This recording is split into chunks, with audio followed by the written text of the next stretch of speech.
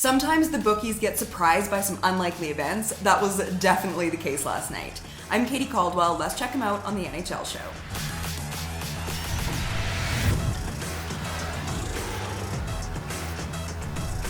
Hockey can be quite unpredictable. That can make it pretty tough to bet on sometimes. And last night, that was pretty evident. We almost had two massive underdogs pull away with the win. In the end, Buffalo did beat Pittsburgh, but Toronto staged a comeback on last place New Jersey to take away the 2 points. The Pens came in as minus 220 favorites and really had no business losing that game. But they did. In fact, they never led the game at any point. Every time they tied it up, the Sabres took the lead right back. Tage Thompson was a big part of that. His 2 goals were huge in the win for Buffalo. In Toronto, the unlikely result was 2 shorthanded goals. The Leafs' potent power play didn't get on the board. They also got depth scoring from Ilya Mikheyev and Pierre Engvall. Austin Matthews didn't score, reminding us all that he is indeed a human. Switching to tonight's games, the Canucks visit the Wild in an interesting contest featuring 2 teams with offensive flair. But they played a low-scoring game against each other this year, a 3-2 Minnesota win in the fall. The over has hit 20 times this year at the XL Energy Center.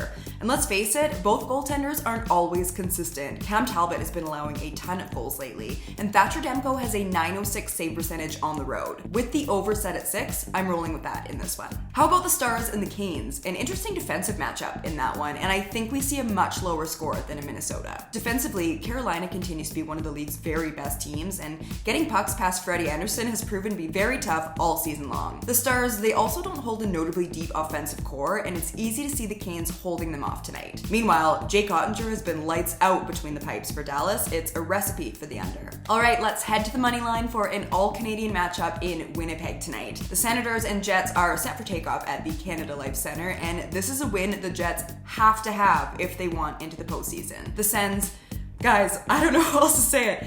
They don't score goals. What?